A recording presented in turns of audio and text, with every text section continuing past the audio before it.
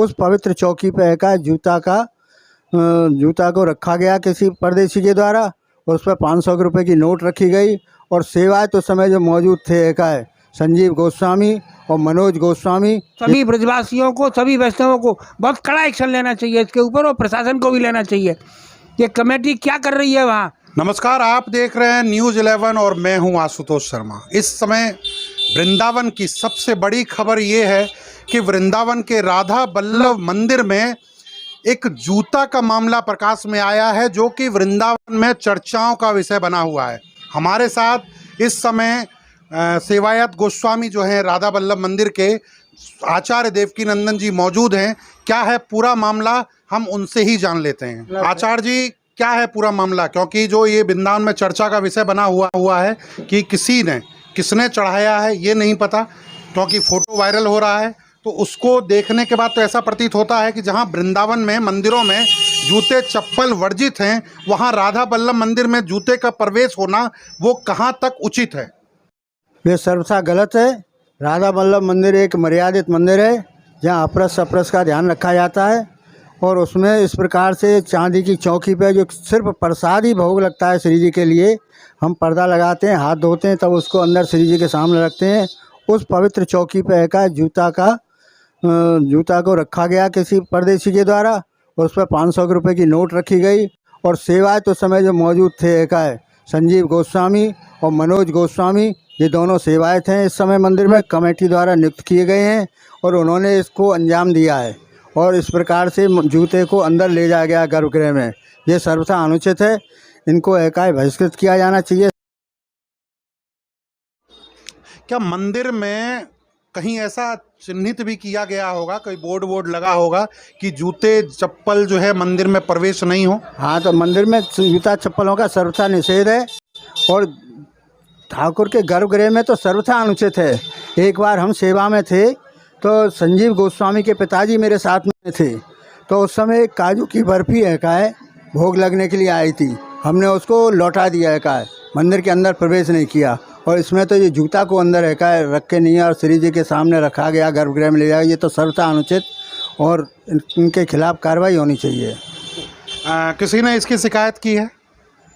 अब शिकायत तो हमारे लड़के ने की है, मनमोहन गोस्वामी ने एकाएक कमेटी के पदाधिकारी को। उन लोगों की तरफ से कोई संज्ञान लिया गया? संज्ञान तो नहीं लिया, लेकिन उन्होंने इनको एकाएक बताया कि इस तरीके से ये व्यवहार हुआ है, ये कहाँ तक उचित है। ना कुछ दंड का प्रावधान है अगर कोई ऐसा करता है आगे के लिए? मैं सपोज करिए आज ये घटना घटी, कल को ये पुनरावृत्ति होती है, तो क्या कोई ऐसा दंड का प्रावधान है कमेटी के द्वारा? प्रावधान तो ये है कि मंदिर को धुलना चाहिए और सेवायतों का बहिष्कार करना चाहिए, सेवा से इनको रोका जाना चाहिए भविष्य के लिए। क्या मैं ये मानूं? पहले भी ऐसा होता रहा है, जिन्होंने भी ऐसी अनुचित कार्रवाई की है मंदिर के अंदर, उनको एकाएक मंदिर से वंचित किया गया है। क्या मैं ये मानूं कि ये कलयुग का प्रभाव है कि कुछ रुपयों के लिए, जैसे उस चित्र में देखा जा रहा है जो फोटो वायरल हो रहा है, उसमें 500 रुपये की नोट दिखाई दे रही है, एक जूता दिखाई दे रहा है, छोटे बच्चे का जूता है वो, और उसके बगल में एक चंदन की डिब्बी भी रखी है। तो क्या ये चढ़ावा जो है, चढ़ावे के लिए उसको जूता को अंदर प्रवेश करने दिया गया? जो भी रखा गया है, लेकिन जूते को देख के तो उनको बाहर बहिष्कार करना चाहिए, जूते को अंदर नहीं ले जाना चाहिए, और चौकी धुलनी चाहिए थी उस समय, और जूते को बाहर निकाल देना चाहिए था। लेकिन सेवायत ने तो ये किया कि उसको अंदर ले गए गर्भगृह में, और ये बहुत ही अनुचित और दंडनीय अपराध है। क्या आपके तरफ से दोषी कौन है? सेवायत दोषी हैं, जो वर्तमान में कमेटी ने जो नियुक्त किया करके नहीं सेवा में भेजा है, वो दोषी हैं, मनोज गोस्वामी और संजीव गोस्वामी। तो ये थे हमारे साथ आचार्य देवकीनंदन गोस्वामी जी, जो गोस्वामी हैं राधा बल्लभ मंदिर के।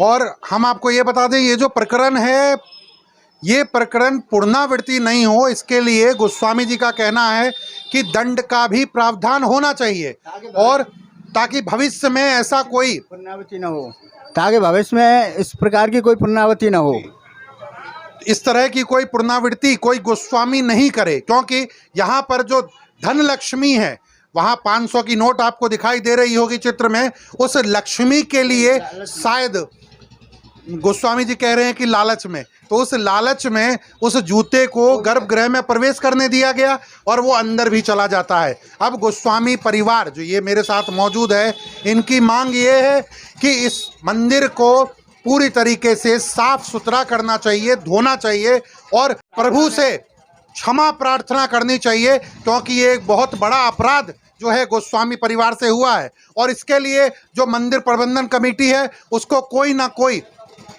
यहाँ पर दंड का प्रावधान अप्लाई करना चाहिए, क्योंकि ये बहुत ज़रूरी है, क्योंकि आने वाले समय में ऐसी ही पुनरावृत्ति किसी और मंदिर में नहीं हो। तो जूते का जो प्रकरण है, इस मामले में हमारे साथ मौजूद हैं तीर्थ पुरोहित जगदीश गुरु जी।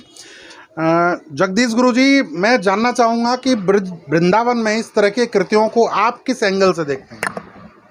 ये बहुत अमर्यादित आचरण है, श्री जी के प्रति, भगवान के प्रति बहुत ज़बरदस्त अपराध है ये। जिस मंदिर में इतनी मर्यादा से सेवा होती है कि वहाँ प्रत्येक कार्य जो है वो परंपरागत शैली से होता है, परंपराओं के हिसाब से होता है, वहाँ इस तरह का आचरण तो बिल्कुल अक्षम्य है। आप सोचिए, जहाँ भगवान को पुष्पमाला अमनी अर्पित की जाती है उस चौकी पर जूते रख दिए जाएं, ये कहाँ की परंपरा है? मैंने तो आज तक सुना। क्या उसको पैसों से जोड़ेंगे आप? निश्चित रूप से ये लालच में किया है, और वैष्णव कमेटी जो है वो आंख बंद करके बैठी है।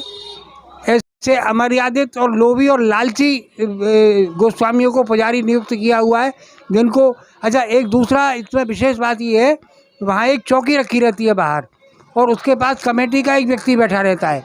जो भेंट आती है वो कमेटी का आदमी उस पेटी में डलवाता है।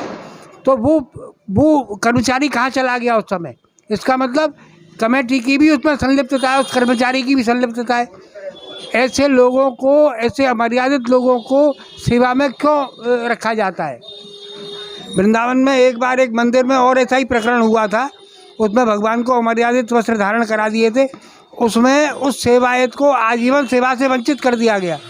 तो आपका मानना ये है कि अब जो सेवायत गोस्वामी इस समय मौजूद थे, जिनके कार्यकाल में ये हुआ, तो उनको भी वंचित किया जाना चाहिए? निश्चित रूप से वंचित किया जाना चाहिए। और इस प्रकरण के विरोध में वृंदावन के ब्रजवासियों को, वैष्णवों को बहुत कड़ा एक्शन लेना चाहिए, जिससे ऐसे अपराधों की पुनरावृत्ति नहीं हो। तो मैं जानना चाहूँगा कि ये जो राधा वल्लभ मंदिर है, क्या ये सप्त देवालयों में शामिल है? निश्चित रूप से वाणिज्य में आता है, सप्त देवालयों में ये शामिल है। और स्वामी हरिवंशी महाप्रभु जी के सेव्य ठाकुर हैं, ये बहुत प्राचीन ठाकुर हैं। ये सब काम बड़ी परंपरा से होता है, सेवा पूजा बड़ी पद्धति, सब परंपरा बनी हुई है, जिससे वहाँ की सेवा पूजा होती है। बहुत मर्यादित आचरण होता है, बहुत लाड़ से भगवान की सेवा होती है। ऐसे में तो मैं कहता हूँ सभी ब्रजवासियों को, सभी वैष्णवों को बहुत कड़ा एक्शन लेना चाहिए इसके ऊपर, और प्रशासन को भी लेना चाहिए। ये कमेटी क्या कर रही है वहाँ? उसका नाम तो वैष्णव कमेटी है, और अवैष्णव कार्यों को संपादित कर रही है। तो ऐसी उन तमाम खबरों को देखने के लिए जुड़े रहिए न्यूज़ 11 के साथ। मैं अपने सहयोगी मृदुल के साथ, आशुतोष शर्मा, वृंदावन से।